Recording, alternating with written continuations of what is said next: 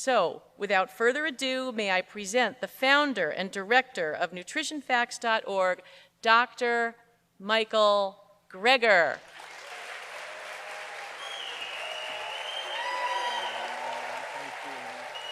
There may be no such thing as dying from old age. From a study of more than 42,000 consecutive autopsies, centenarians, those who lived to be 100, were found to have succumbed to disease in 100% of the cases. Though most were perceived even by their physicians to be healthy just prior to death, not one died of old age. They died from disease, most commonly heart disease. If aging kills via diseases, why wasn't my book, How Not to Die, all the longevity book anyone needs? In it, I ran through preventing, arresting, or reversing each of our top 15 killers, starting with heart disease, not only the #1 killer of centenarians, but of men and women across the board, and projected to remain that way in the decades to come. But is it really? Because the single greatest risk factor for most of our killer diseases is how old you are. One could argue that the leading cause of death is actually aging. The rate of death increases exponentially for age-related diseases such as heart disease, cancer, stroke, dementia. So yes, within the same age bracket, having a high cholesterol can increase your risk of heart disease up to 20-fold, but an 80-year-old may have 500 times the risk of having a heart attack compared to a 20-year-old. Right? Now, the reason we focus on things like cholesterol is because it's a modifiable risk factor. But what if the rate of aging was modifiable too? Instead of our current kind of piecemeal approach of focusing on individual diseases, what about slowing down the aging process itself? You know, when I was a nerdy little kid, I wanted to cure cancer when I grew up. But even if all forms of cancer were eliminated, the average life expectancy in the US would only go up about 3 years. Why? Because dodging cancer would just mean delaying death from a heart attack or stroke. If one age-related ailment doesn't get us, another will. So rather than playing whack-a-mole, by tackling each disease separately, slowing down the rate of aging could potentially address all these issues simultaneously. Imagine if there were an intervention that didn't just reduce your risk of the leading killers, but also arthritis, osteoporosis, sensory impairments, because risks tend to double every 7 years. Like if the average 65-year-old had the health of a 58-year-old, slowing aging by even just 7 years could cut everyone's risk of death, frailty, and disability in half. That's why I wrote How Not to Age. The problem is that the anti-aging field is said to be a fertile ground for cons, scams, and get-rich-quick schemes. As a former president of the Gerontological Society wrote, there have been few subjects that have been more misleading to the uncritical and more profitable for the unscrupulous. Not only does the popular literature on the subject harbor a huge amount of misinformation, but most age-researching scientists, widely known to the public, are said to be unscrupulous purveyors of useless nostrums, according to the editor-in-chief of a leading gerontology journal. When it comes to something as life and death important as to what to feed ourselves and our families, we should rely not on anecdote, but on evidence. That's why I cite everything to the teeth. How Not to Die at about 2,000 citations. How Not to Die at 5,000 citations. How Not to Age ended up with 13,000 citations. All of which I have hyperlinked for you online to access all the original sources, so you can download the studies and read them all yourself.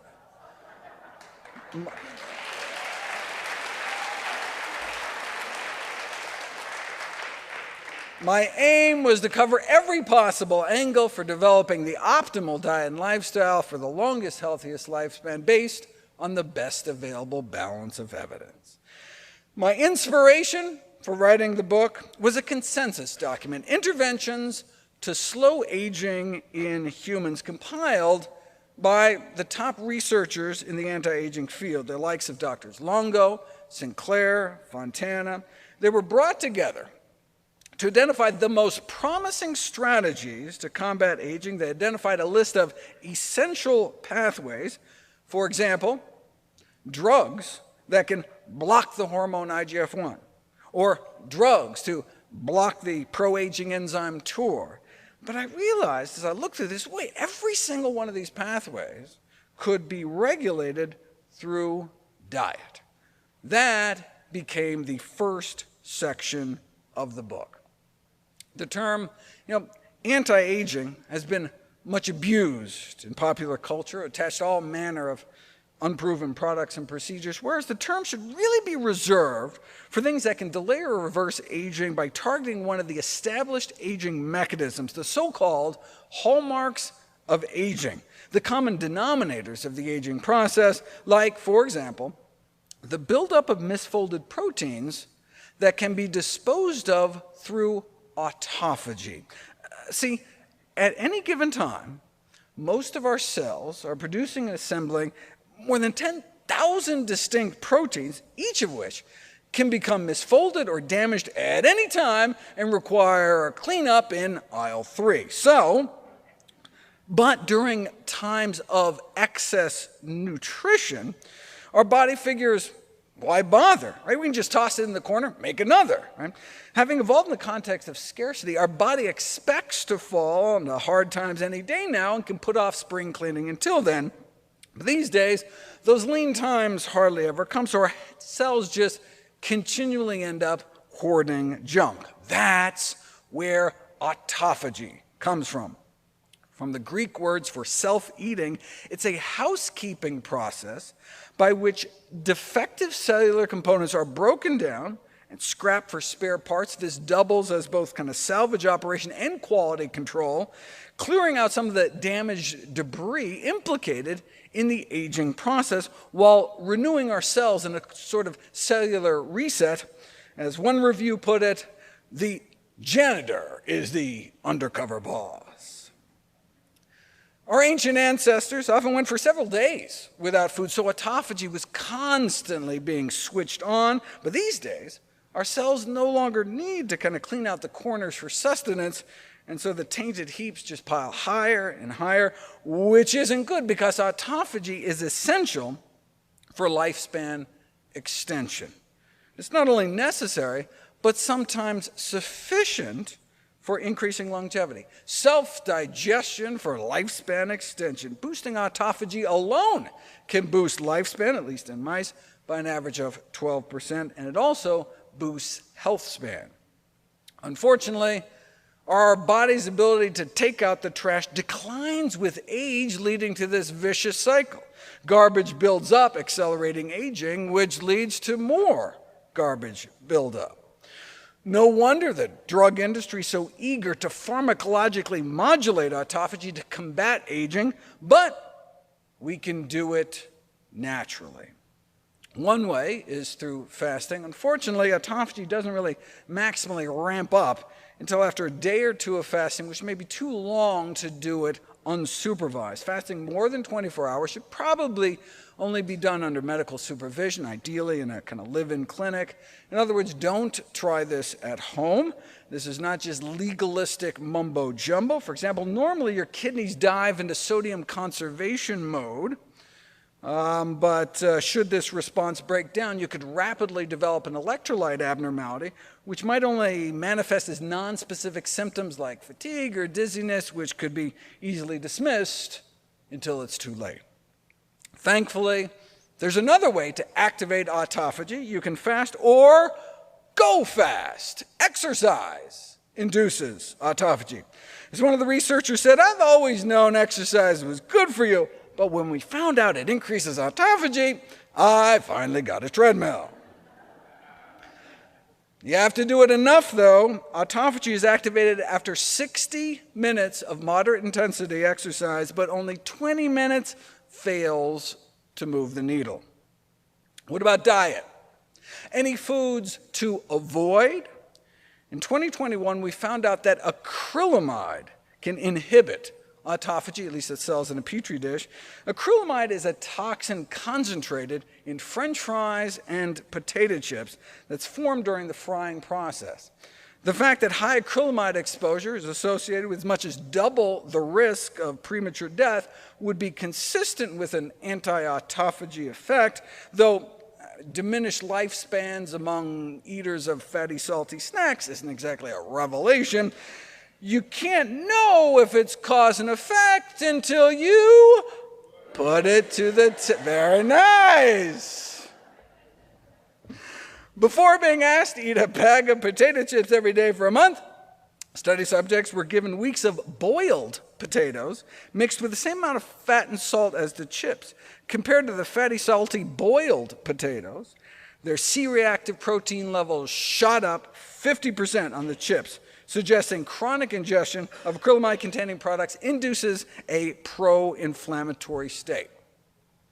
However, deep frying causes the formation of all manner of undesired foodborne toxicants, so we can't be sure it was the acrylamide. As one of the earliest geriatric medicine textbooks presciently concluded back in 1849, frying is an abomination. If you just must have your French fry fix, air frying produces about 90% less acrylamide. Anything that can help? Well, you know, starving yourself generates discomfort, but there is something that activates autophagy that many people find comforting: coffee.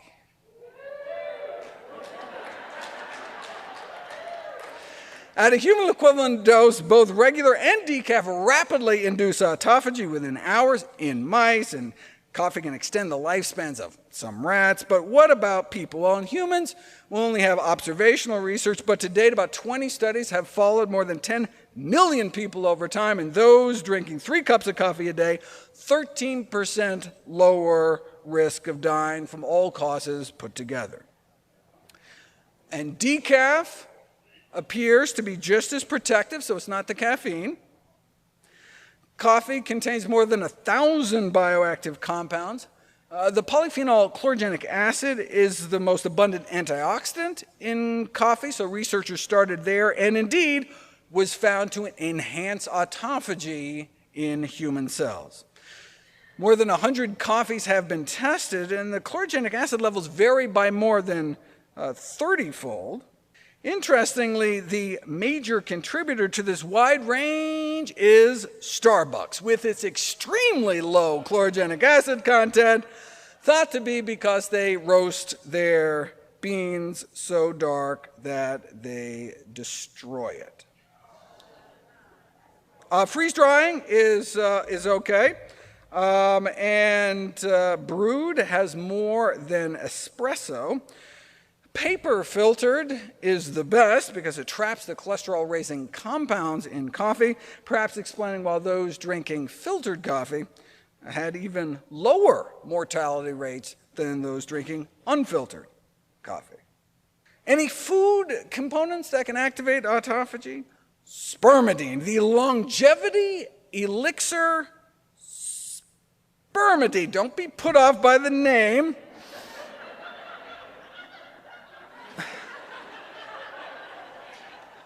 Spermidine and its byproduct spermine are actually found throughout the body. When it was later independently discovered in the brain and the muscles, they called it neurodine and musculamine until they found out, oh, it was all the same compound, and so naming rights defaulted to the less palatable original. Our body can make it from scratch, but we can boost levels by eating spermidine-rich foods, which is good news because spermidine levels tend to decline with age, dropping more than half by the time we reach our 50s. This decline is seen across the biological spectrum with one remarkable exception: naked mole rats, also known by their more cuddly nickname, sand puppy.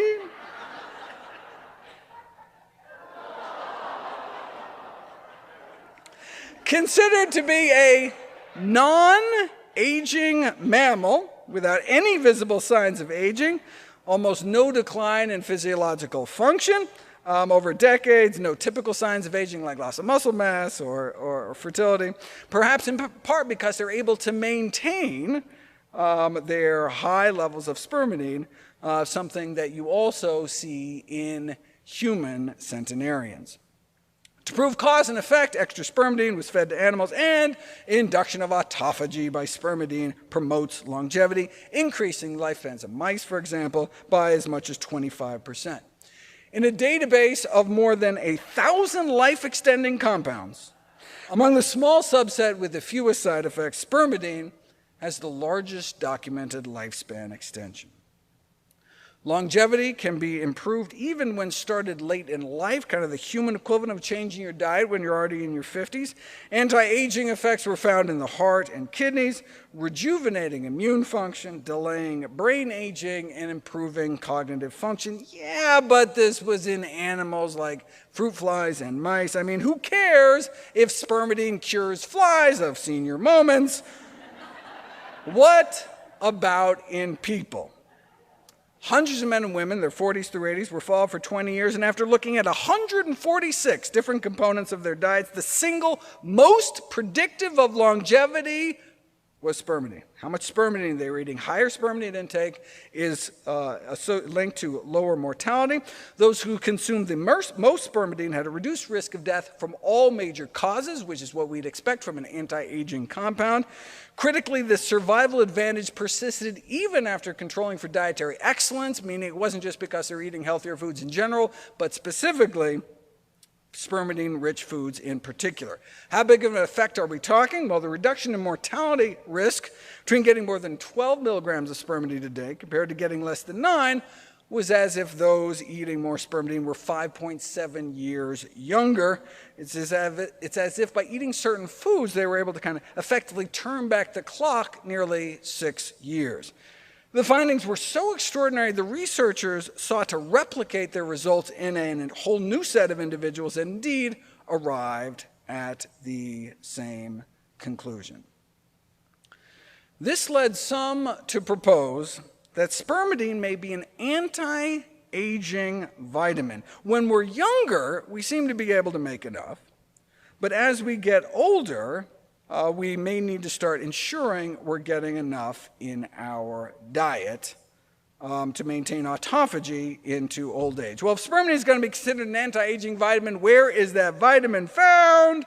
Beans are said to have the highest natural amounts, but I compiled a list of the top spermidine sources, and pig pancreas, beat up bean burritos for the bronze.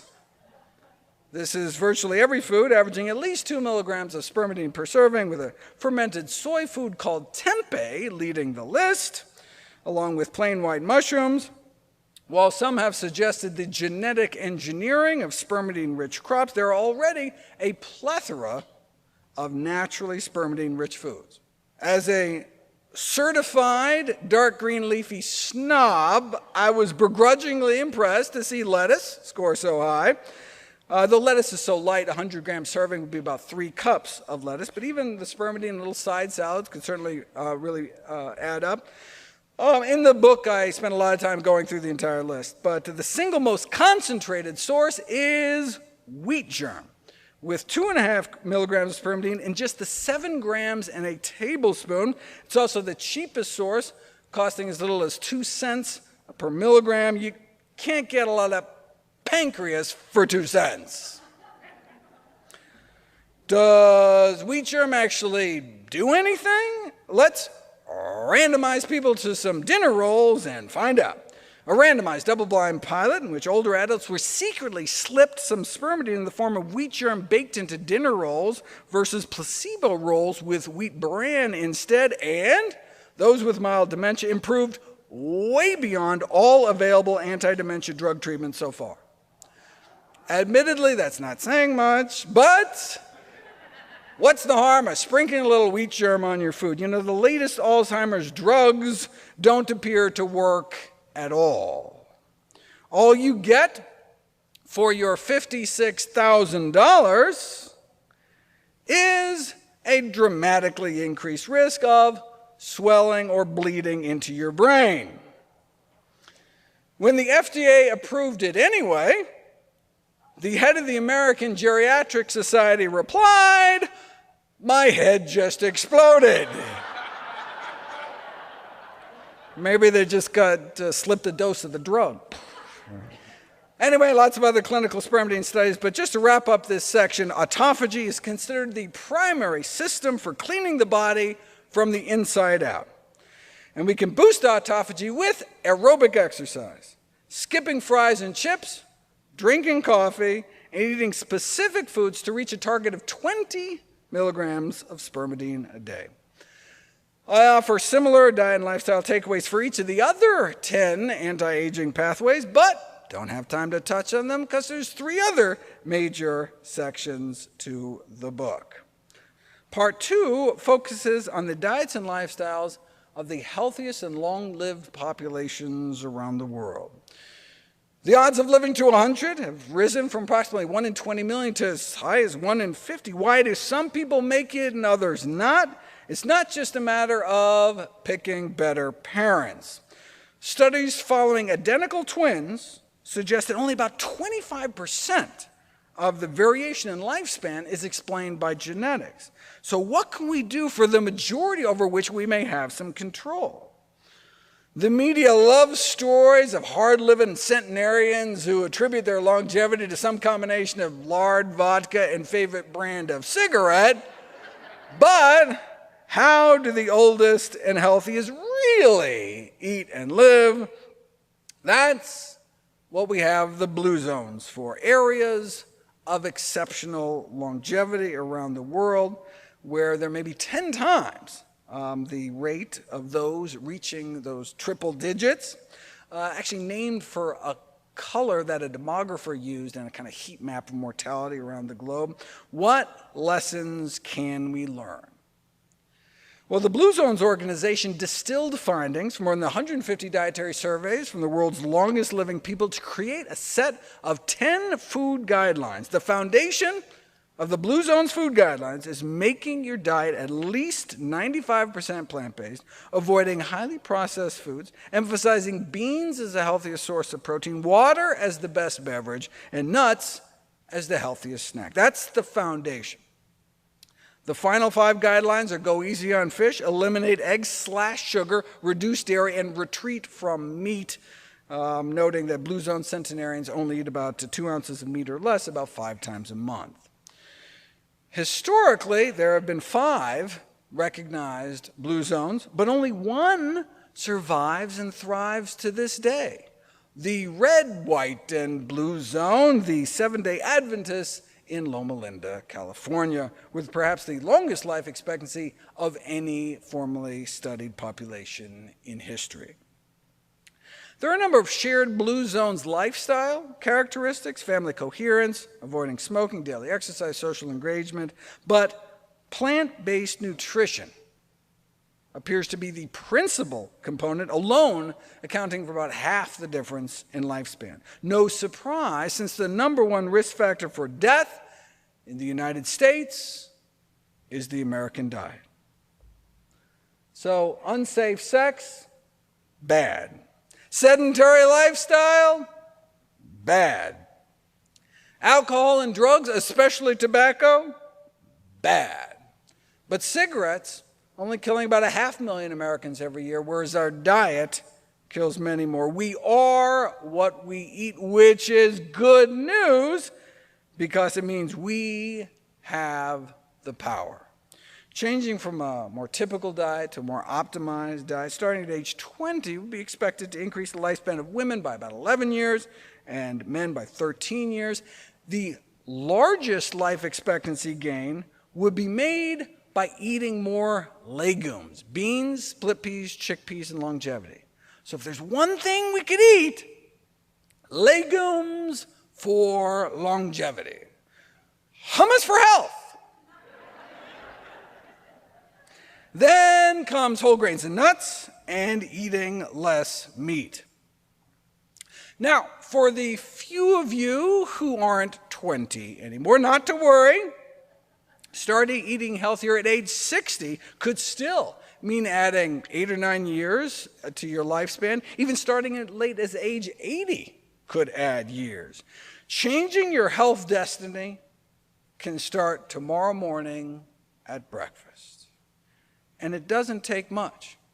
The NIH-AARP study is the largest forward-looking study on diet and health in history, based on its 6 million person years of observation, replacing just 3% of daily caloric intake from animal protein with plant protein was associated with a 10% decreased risk of overall mortality in both men and women. Just swapping 3%. Of all the animal protein sources, eggs were found to be the worst. Swapping in 3% of plant protein for egg protein was associated with twice the benefit, 20% lower mortality, for swapping in a few British beans for breakfast instead. Harvard researchers found that when it comes to premature death, processed meat was the worst, followed by eggs. In essence, they found that tuna salad may be better than egg salad or BLT, but a bean burrito beat out the bunch. When it came to death from all causes put together, plant protein beat out every type of animal protein, including dairy, fish, and chicken. A 3% swap from chicken to chickpeas or fish to falafel was linked to a 6% decreased risk of premature death. But does eating healthy actually slow down aging? Randomize hundreds of women to a diet centered around healthy plant foods, or exercise, or neither, and though the physical activity failed, those in the plant-based dietary intervention group had a significant slowing of biological aging.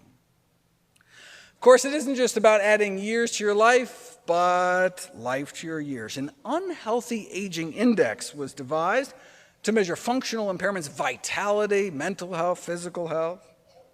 Substituting even just 1% of calories from plant protein for animal protein appeared to lead to significant less deficit accumulation, and substituting 5% may reduce the risk of dying from the greatest deficit, dementia. That may help explain why those who don't eat any meat at all may be up to 3 times less likely to become demented. But again, it's not all or nothing. In fact, the worst thing about humanity's diet is neither animal nor vegetable, but mineral, sodium. Here are the top 5 fatal flaws of our diet. Millions of deaths may be attributed every year to not eating enough whole grains, not eating enough fruit, not enough nuts and seeds, not enough vegetables. But the single deadliest ingredient in humanity's diet is something we get too much of, and that's salt, our #1 dietary risk factor for death.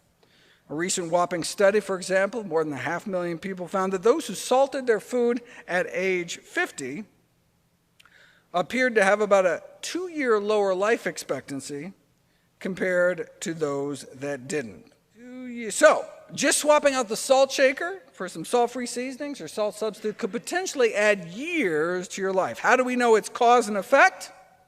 5 kitchens at a veterans retirement home were randomized into 2 groups for a few years, offering meals salted either with regular salt or, unbeknownst to them, a 50-50 blend of regular salt, sodium chloride, with a salt substitute like these, potassium chloride. The kind of salt was the only difference between the meals, and cardiovascular disease death rates plummeted by 40% in the folks getting the reduced sodium blend. The new difference in life expectancy between the two groups at age 70 was equivalent to that which would have occurred naturally in 14 years. Meaning simply switching to even just half potassium salt, which you wouldn't even be able to taste the difference of, appeared to effectively make people more than a decade younger when it came to the risk of premature death. What do the likes of the Salt Institute have to say about public health recommendations to reduce sodium intake? Well, in testimony before a congressional committee, the presumption that healthier diets would cut health care costs was challenged. Indeed, one processed food defender testified, health care expenditures increase if lifespan is prolonged, right? I mean, if people eat healthier and live longer, it could be more expensive. Noting that if tobacco were banned, the increase in expected lifespan would increase the cost of care of old people. Think how expensive it would be if people started taking care of themselves and didn't conveniently die on time. Ultra-processed foods, often packed with added salt, sugar, and fat, consistently account for more than 50% of our dietary caloric intake. More than half of our diet is junk. Not surprisingly, those foods are associated with significantly increased risk of dying prematurely. So just cutting back on animal foods isn't enough. Healthy plant-based diets are associated with significantly lower risk of dying, but unhealthy plant-based diets are not. In the Harvard cohorts, the more you minimize meat, eggs, and dairy, the lower your risk of death falls. But that's only if you're eating healthy plant foods. If you instead just pile on the junk like chips and soda, you can increase your risk of death overall, even if animal product consumption remains low. Same in the Million Veteran Program study. Healthy plant foods reduce their risk of death, but if your idea of a plant-based diet is fries and a Coke, you're not doing your body any favors. Same with the risk of cognitive impairment. Only healthy plant foods reduce risk. The same with dementia and depression. The same with frailty. Healthy plant foods, good. Plant-based junk, bad. That's why Cornell professor emeritus of biochemistry T. Colin Campbell coined the term whole food plant-based diet. And as a physician, right, terms like vegetarian, vegan just tell me what you don't eat. I mean, do you actually eat vegetables, right? Professor Campbell's physician son and daughter-in-law tried putting a group of vegetarians and vegans on a whole food plant-based diet. In 8 weeks, they lost 10 pounds, dropped their LDL cholesterol 15 points. In other words, vegans may benefit from eating a little more plant-based too. Now, meat is a problem in terms of lifespan. Eating a burger may cut one's life as short as smoking 2 cigarettes. So if it wouldn't even occur to us to light up before and after lunch, maybe we should choose the bean burrito instead. There are certainly ways to make meat safer, though. For example, one of the ways whole food plant-based diets can help is by reducing the load of gerontotoxins, age-accelerating toxins, such as advanced glycation end products, also known as glycotoxins or AGEs, an acronym intentionally chosen to emphasize their toxic role in age-related disease. AGEs occur naturally in animals, but dry cooking methods can generate 10 to 100 times more. When muscle cells rupture under dry heat, highly reactive compounds combine with the blood and body sugars to form AGEs within the meat. So even without cutting down on meat, you can significantly cut down on glycotoxin intake just by switching up cooking methods. The safest ways of cooking meat are moist methods, such as boiling, poaching, steaming, stewing. Check out what happens when people are randomized to a meal of fried or broiled chicken breast and veggies, or the same meal with the same ingredients, including the oil, but with steamed or boiled chicken breast instead. That single high AGE meal with a fried or broiled breast induced a profound impairment of artery function within hours. I mean, the steamed chicken still impaired artery function, but not as much as the fried or broiled. So we can eat an age-less diet by switching to moist methods, for example. But, dietary approaches are said to have zero commercial value. And, hey, stewed chicken may not be as tasty, so why not just take a drug to block AGE absorption every time we eat? I mean, it does lower your blood levels of AGEs, is just activated charcoal, like when people are poisoned or for drug overdoses, right? I'm sure our AGEs would also go down if we chased our chicken with some ipecac too. What about fish? Unfortunately, our oceans have essentially become humanity's sewer. Everything eventually flows into the sea. So the consumption of contaminated seafood has become the main route of human exposure to chemical pollutants. Yes, a variety of foods are affected, but the number one source of DDT? Fish. Number one source of PCBs? Fish. Salmon is the worst when it comes to PCBs, followed by canned tuna. Salmon also has the highest levels of dioxin-like compounds.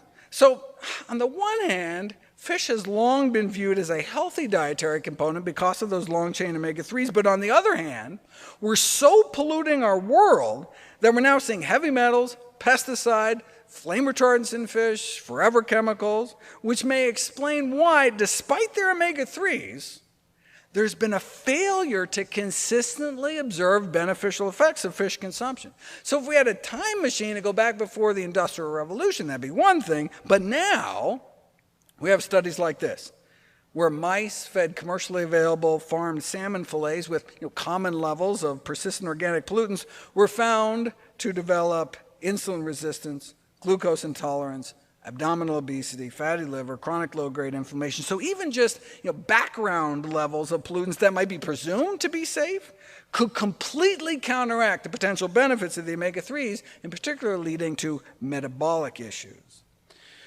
Now for mercury, it's more about brain health. Hundreds of thousands of babies born with brain damage every year, seemingly as a consequence of their mothers consuming mercury-contaminated fish during pregnancy, with the resulting loss of intelligence estimated to cost billions of dollars of lost productivity every year. In the aging literature, there are cases like this: man with progressive memory loss, tentatively diagnosed with Alzheimer's dementia. His friends and families assumed he was nearing the end of his life. But a detailed history revealed that he had consumed swordfish once or twice a week. When the fish was removed from his diet, his mercury levels fell, and his memory bounced back. No more dementia. So it seemed he didn't have Alzheimer's after all, but rather mercury poisoning from a handful of monthly meals of contaminated fish. You can see the same remarkable reversals with hair loss. Here's a common story. Perimenopausal woman seeks help for hair loss. Blood tests indicate elevated mercury levels, and no wonder, because she had a diet high in tuna. But within 2 months of stopping fish, her hair started growing back, and eventually her hair regrew completely. So doctors should consider screening for mercury toxicity when they see hair loss, since there's something we can do about it. Right? Instructing patients to reduce fish intake could offer relief of symptoms and uncover dietary habits that may be a source of heavy metal-induced hair loss, though admittedly sometimes heavy metal can lead to too much hair.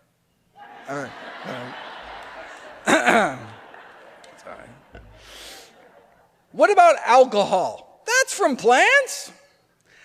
Sorry to be Dr. Buzzkill, but alcohol appears to be humanity's 7th leading cause of death and disability. The safest level of drinking is none. But wait a second, what about the famous J-curve, where light to moderate drinkers appear to have lower mortality rates than the teetotalers at 0 drinks a day? This may just be an artifact of the systemic misclassification of former drinkers as lifelong abstainers.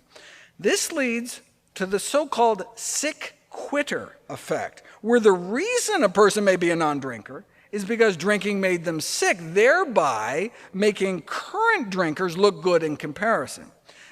It's the same reason studies can find higher mortality among those who quit smoking compared to those who continue to smoke. It's not that abstention led to poor health, but poor health, rather, led to abstention. When researchers went back and controlled for the error of misclassifying former drinkers, the J-curve disappeared. No more apparent benefit to moderate drinking. In other words, compared to true abstainers, the more alcohol, the more disease, with no apparent protection at low levels of consumption. Even red wine? Unfortunately, interventional trials show that wine can cause inflammation within hours of consumption, both red and white, significantly more than just drinking sugar water, and you get a surge of fat in your bloodstream that you don't get drinking de-alcoholized red wine, the same wine with the alcohol taken out. What about just taking supplements of the red wine compound resveratrol? Oh, you mean the supplement found to nearly triple the loss of brain tissue compared to placebo? No, thank you. The healthiest beverages are probably water and tea. Increasing tea consumption 3 cups a day may decrease the risk of premature death from all causes by 24%. This applied to both green and black tea, though green may have a slight advantage. Part of this protection may be a lower risk of pneumonia. There have been 5 randomized controlled trials showing that those randomized to green tea are about 1/3 less likely to come down with the flu, for example. Within just 1 hour of drinking a single cup of green tea, we can significantly cut down on the rate of DNA damage in our cells because green tea significantly boosts the activity of DNA repair enzyme in our body that can fix DNA damage. And within a month, drinking 2 small daily cups of green tea can improve DNA resistance to free radical damage in the first place, indicating that green tea has significant genoprotective effects or DNA protecting effects. Tons more about individual foods and beverages in the book, but let's move on to part 3, where I get into the nitty-gritty. What can we do to protect our bones, bowels, bladder, and circulation, our hair, hearing, and hormone balance, immune function, joint health, our minds, our muscles, sex life and skin, our teeth, vision, and finally, our dignity in death? Let me just share a few quick pearls.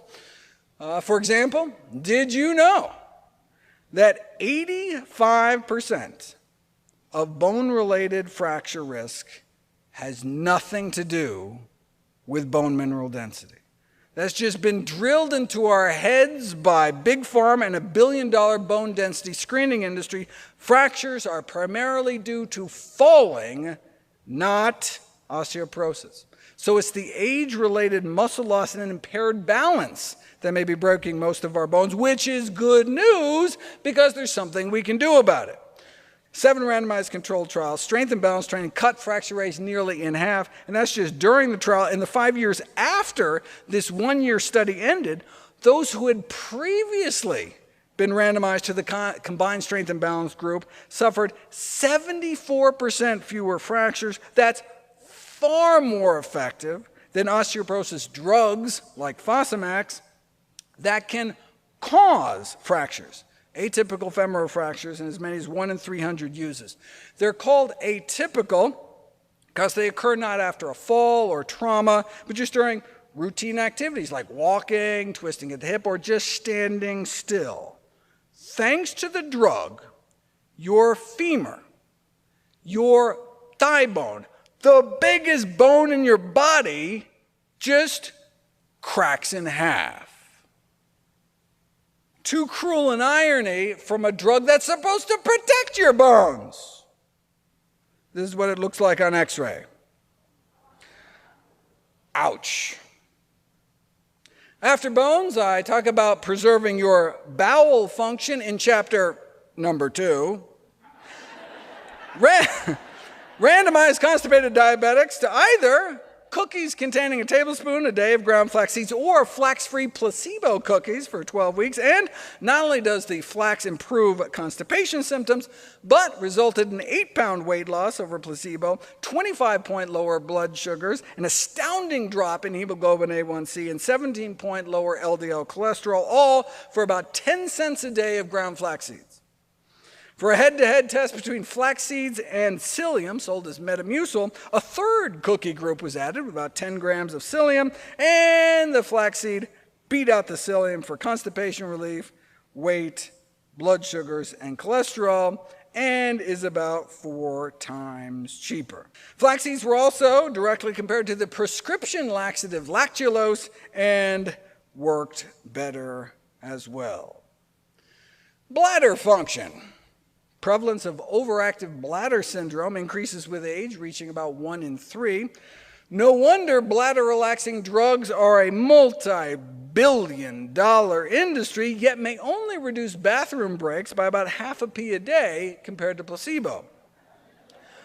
But a quarter teaspoon a day of dried cranberry powder worked nearly 4 times better, about 2 fewer daily trips to the bathroom over placebo, and that's without any of the drug side effects: dry mouth, constipation, sedation, impaired cognition, rapid heartbeat, urinary retention, and the visual disturbances that lead almost 2/3 to stop taking the drugs, whereas cranberries are just tangy. Right? Urinary incontinence is a common problem among older adults, particularly women, thanks to childbirth. Systemic menopausal hormone therapy like Premarin actually makes it worse, but local vaginal estrogen may help. What works 5 times better than estrogen cream, though? Kegel exercises, pelvic floor exercises, as I detail in the section Jacked in the Box.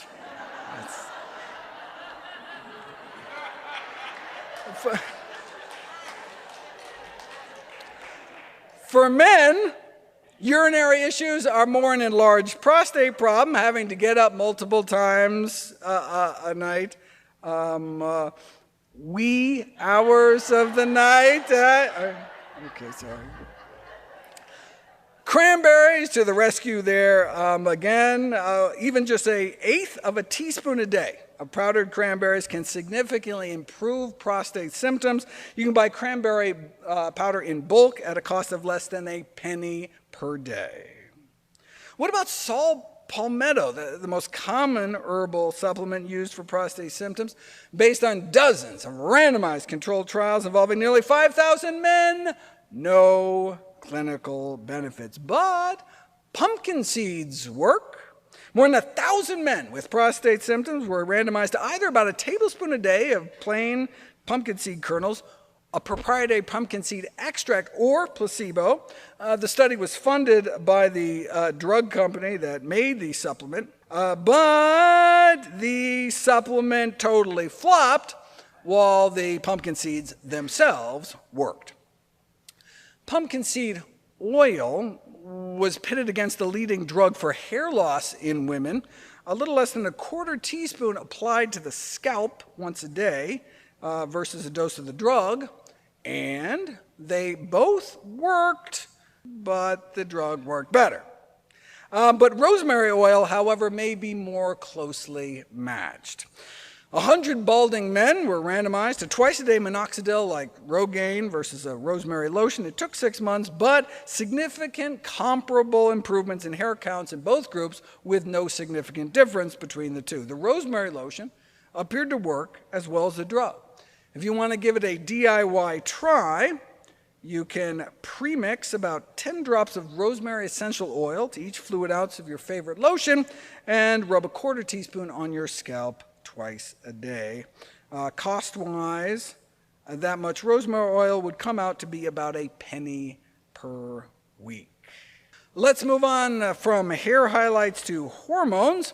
I touched upon how menopausal hormone therapy can increase the risk of urinary incontinence, but that's not all. If 1,000 postmenopausal women take the standard hormone regimen for 10 years, you'd not only expect 876 extra cases of urinary incontinence that they would not have gotten otherwise, but 9 more cases of invasive breast cancer, 8 more cases of heart disease, probably 22 more cases of dementia, 21 more cases of gallbladder disease, 9 more strokes, and 21 more blood clots, though not a single partridge nor pear tree. However, hormone therapy is highly effective in decreasing menopausal hot flashes. Is there any way to keep cool without the clots and cancer?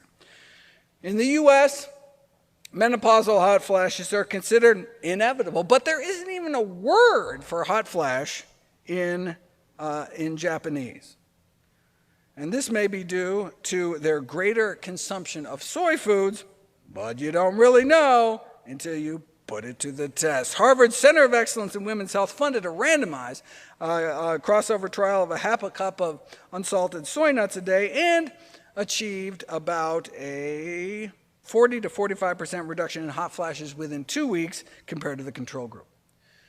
Given that a plant-based diet may also be effective for managing menopausal symptoms, researchers decided to combine the two, a plant-based diet plus whole soybeans.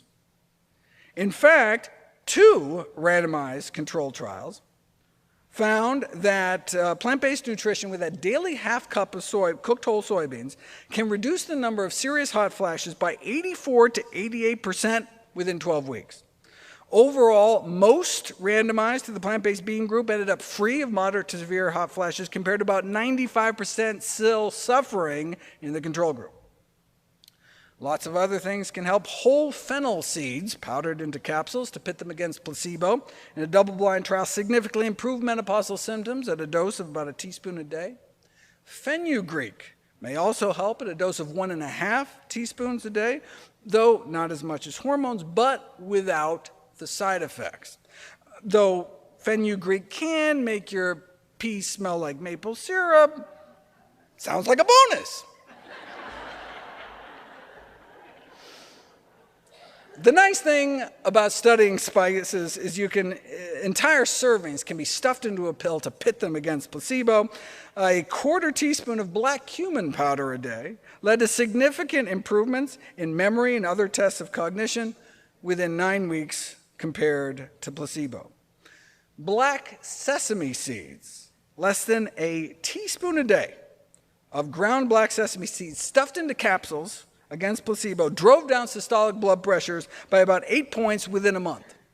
If sustained, that alone could decrease the risk of stroke by about 1/4. What else can we powder?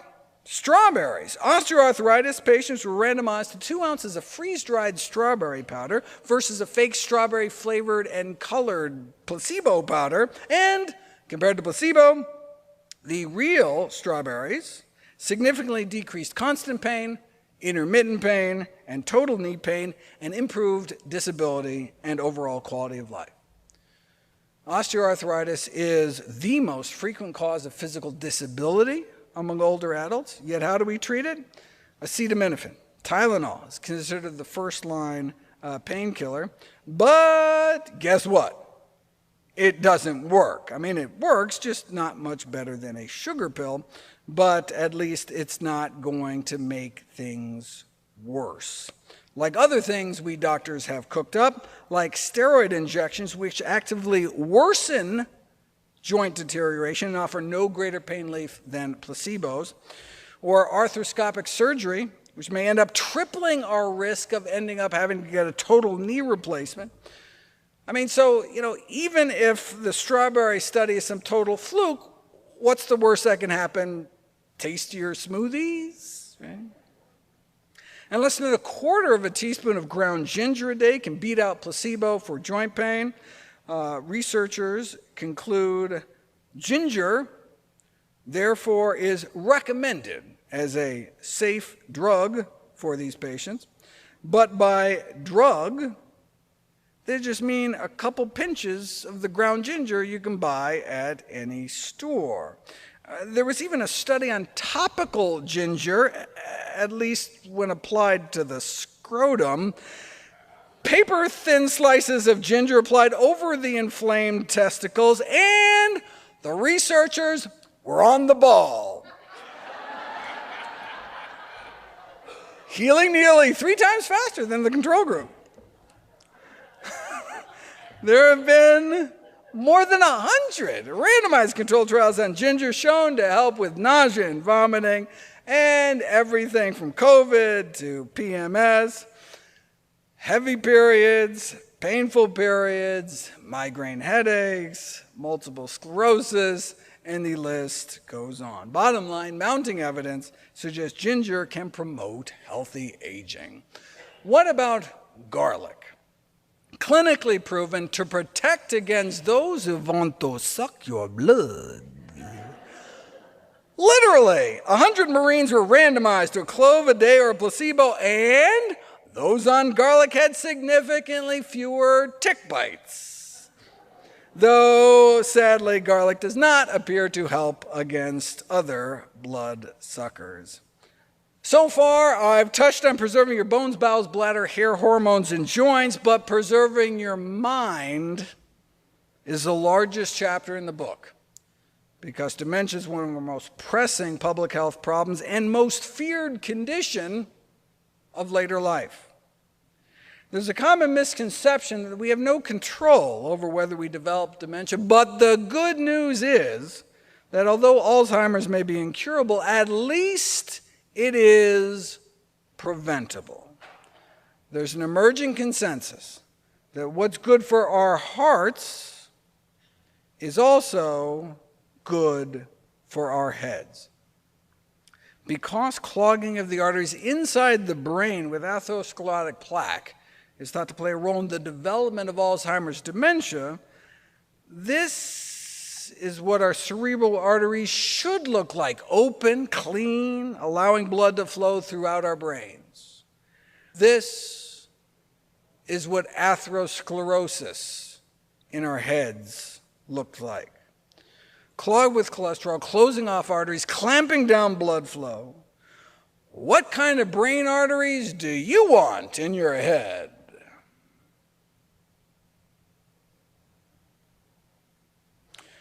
Too much cholesterol in our blood is unanimously recognized to be a risk factor for the development of Alzheimer's disease. Those with a total cholesterol of 225 or more may have nearly 25 times the odds of ending up with amyloid plaques in their brain 10 to 15 years later.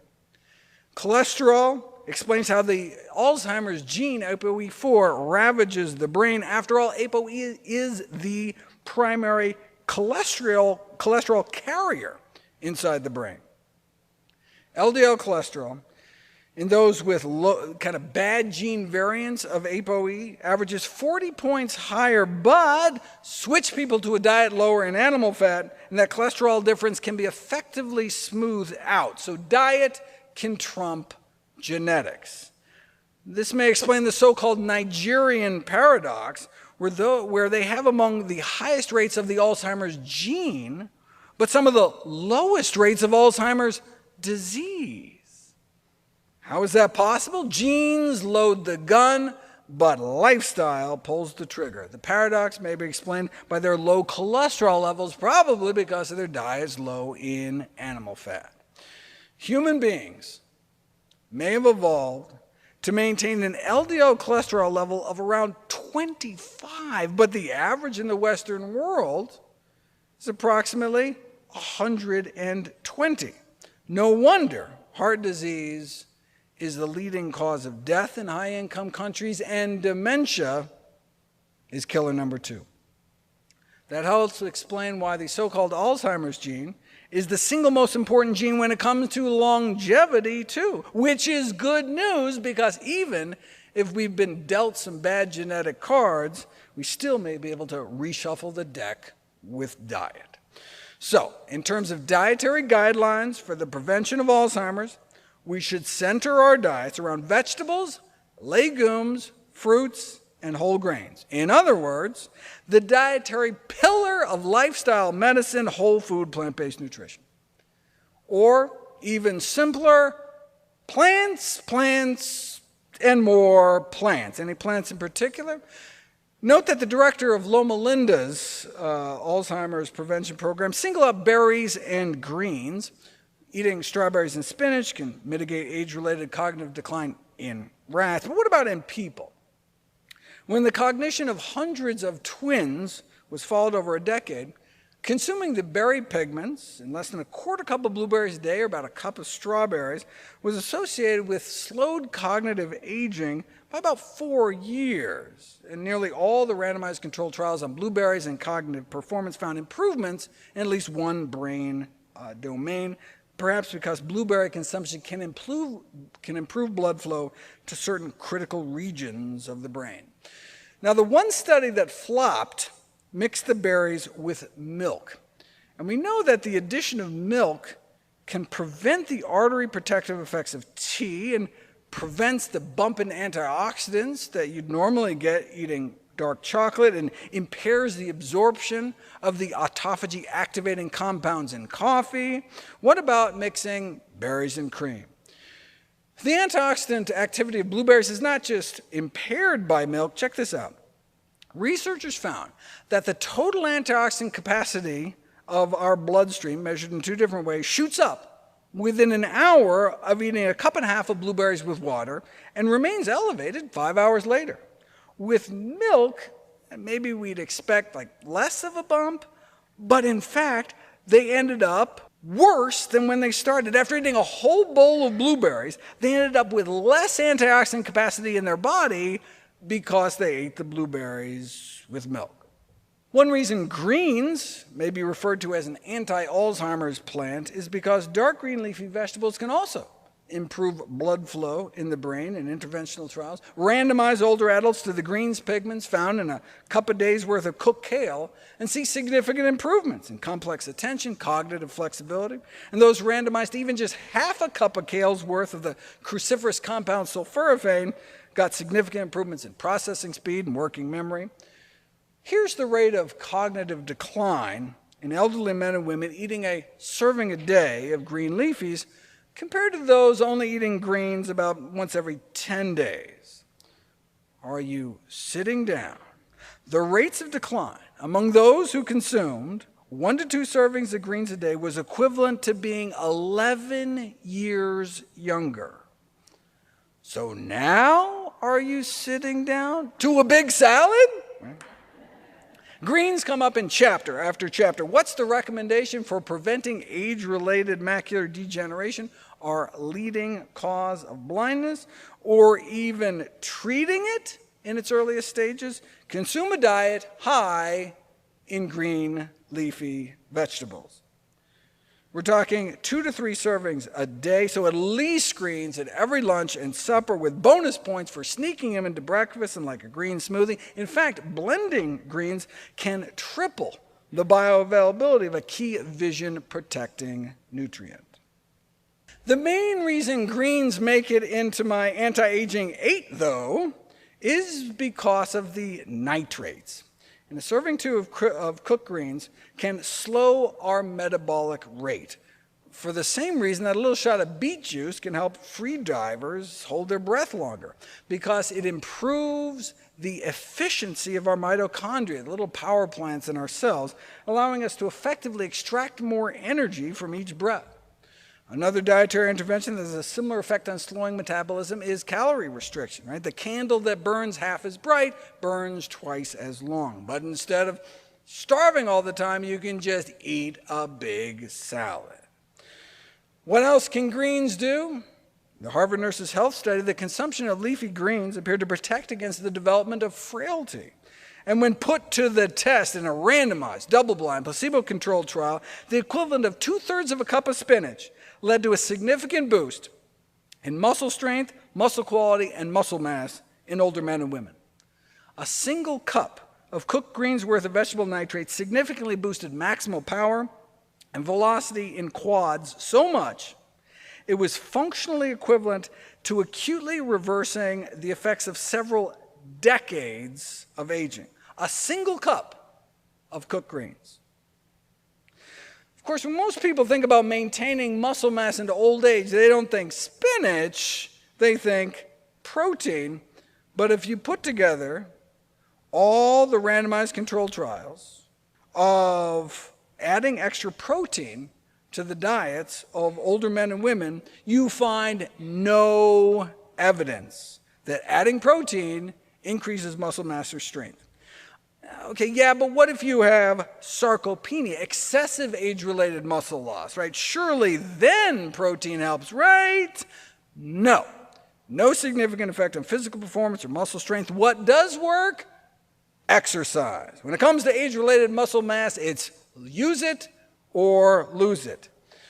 Maybe exercise plus protein? No! Protein supplementation does not significantly augment the effects of strength training in older adults. In fact, one of my anti-aging 8 is protein restriction.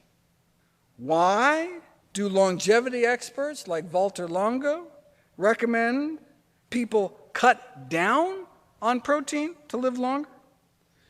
Here's what Luigi Fontana wrote in his book. He's the director of another leading longevity research center. Excess protein may not mass your muscles, but it will accelerate aging. How do you boost the pro-longevity hormone FGF21? Dietary protein restriction. How do you suppress the age-accelerating enzyme IGF-1? You do it through dietary protein restriction. How do you suppress the so-called motor of aging mTOR? Dietary protein restriction. In fact, protein restriction was the only intervention I could find that could slow down all 11 of the aging pathways, which is good news because it's easier to cut back on protein than to cut back on everything and walk around starving all the time. And it may even be easier than that.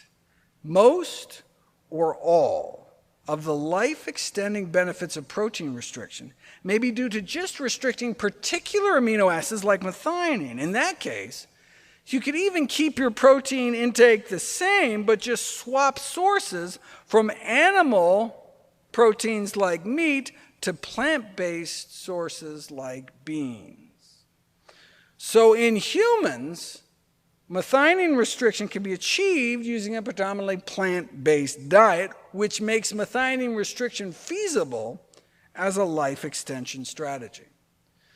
Of course, drug companies look at this same data and think, what pharmaceuticals can we develop to mimic these dietary interventions? Anything else that can maintain muscle mass other than greens and machines? How about cocoa beans? Older men and women are randomized to a single tablespoon of regular cocoa powder a day, experienced a significant improvement in muscle strength, muscle mass, and all 4 measures of physical performance. And no, the study was not funded by Hershey's. Unfortunately, the tastiest cocoa did not work as well. The control groups here were just given the same amount of highly Dutched cocoa, alkalized cocoa, where some of the bitter compounds removed during the Dutching process are the very flavonoids responsible for the benefits. But natural cocoa is so good, it can improve walking performance in those with peripheral artery disease, not only by improving blood flow, but as muscle biopsies showed, by improving mitochondrial activity. This is consistent with improved mitochondrial structure as well in biopsies taken from people's quads, though this study was actually funded by Hershey's. What else can cocoa do? Increase the circulation within our skin, boosting it 70% within 2 hours after less than a tablespoon. Do that every day. And within 3 months, you end up with significantly improved skin thickness, density, and hydration. but no change in wrinkles. However, keep it up for 6 months, and you do see an improvement in wrinkles, a significant decrease in wrinkle depth, along with an improvement in skin elasticity within 12 weeks, all by making your life a little more chocolatey by just adding some natural cocoa powder to your daily diet. I put it in my oatmeal with some canned water-packed tart cherries for a chocolate-covered cherry sensation. What else can we do for our skin? Well, there certainly are other antioxidant, anti-inflammatory, glycotoxin-free foods. So when patients inquire about a diet that might contribute to younger-looking skin, right, evidence supports a recommendation to follow a whole food plant-based diet. But the most important thing to prevent skin aging is avoid the sun. Exposure to sunlight may account for 90% of visible skin aging. That's why dermatologists agree there's nothing more important to slow the signs of aging than to protect your skin from the sun. Check out this trucker who spent years getting more sun on the left side of his face through the driver's side window. So, the gold standard is considered to be the use of sunscreens in the daytime and so-called retinoids at night. They're talking about a prescription-only form of topical vitamin A, also known as all-trans retinoic acid or tretinoin, sold as Retin-A, that has been widely proven to improve skin performance, skin appearance. The only problem is that it may kill you. Topical tretinoin therapy and all-cause mortality randomized controlled trial had to be stopped early because significantly more people were dying in the retinoic acid group compared to the placebo cream group. When applied topically, 1 to 8% is absorbed into the bloodstream. Could it be killing people? Well, while the debate continues as to whether the increase in deaths was just some statistical fluke or a real biological effect, tretinoin continues to be banned in Europe for cosmetic purposes. So, what can we use? Topical niacinamide, also known as nicotinamide, is described as one of the best studied anti-aging skin cream ingredients, which is not saying much, but it has been shown to reduce yellowing, wrinkling, blotchiness, and dark spots in aging facial skin. For example, significantly reducing crow's feet wrinkles around the eyes. This was a split face study in which 64% of the niacinamide side eye wrinkles had moderate or marked improvement compared to 0% of the placebo side eyes. Topical vitamin C, also similar improvements over placebo in wrinkles, sallowness, and skin tone or firmness. Unfortunately, vitamin C is unstable in creams, turning an unsightly brown when it oxidizes, limiting its shelf life. So instead, what the skincare industry, they use these stable vitamin C esters or derivatives, but there's no evidence that these compounds have comparable effects, likely because they're poorly absorbed, and only minimally convert to the active form. But the good news is you can make your own. The 10% solution used in that study retails for a ridiculous $127 an ounce, but you can make a DIY solution more than 2,000 times cheaper by simply buying ascorbic acid in bulk and mixing 3 grams into 30 grams of water at a cost of about a nickel per ounce. Drip a few drops into the palm of your hand and use your fingertips to apply it over your face, neck, upper chest. Just don't get it in your eyes. And look, you can do the same thing with niacinamide, which can be even more ridiculously priced, but you can buy it in bulk as well at a 5,000% discount. All right, I can go on and on. Certainly the book does, but let me close out by going back to the basics. From the anti-aging journal Rejuvenation Research. Finally, a regimen to extend human life expectancy. Was it some exotic new stem cell treatment or gene therapy? No. It was a reference to this Harvard analysis. More than 100,000 men and women were followed for decades, and even just basic lifestyle behaviors appeared to translate to 12 to 14 extra years for the average 50-year-old. Even at age 50, we may be able to add an extra dozen years to our lifespan. Even at age 70, there could still be 10 extra years on the table And if you clean up your life before 50, nearly 18 years may be up for grabs based on these simple common sense behaviors. That's the kind of life extension extrapolating from some of these lab animal experiments, but after decades of research and hundreds of millions of dollars later, efforts to translate these results into humans have largely been in vain. Yet here we are with human data suggesting dramatic life extension is available to all of us right here, right now. The trillion-dollar pill that anti-aging biotech has been promising us is here. It just effectively has to be administered in the produce aisle and the gym. Turning back the clock not with a drug or a DeLorean, but just by eating and living more healthfully. A midlife shift between the ages of 45 and 64 to even the barest of minimums. The barest of minimums. So what are we talking about? At least 5 servings of fruits and vegetables a day. Walking even just 20 minutes a day, maintaining a healthy weight and not smoking can result in substantial reduction in mortality, even in the immediate future. Right? We're talking a 40% lower risk of dying in the subsequent 4 years. The researchers conclude that making the necessary changes to adhere to a healthy lifestyle is extremely worthwhile, and middle age is certainly not too late to act. You hold the power. Okay, so I was only able to get to about 100 studies, just 12,900 to go. For the other 99%, you'll have to wait for the book, but it's available for pre-order now. And all proceeds I receive from the sales of all my books are donated directly to charity. I just want you and your loved ones to enjoy the longest, healthiest life. Thank you so much.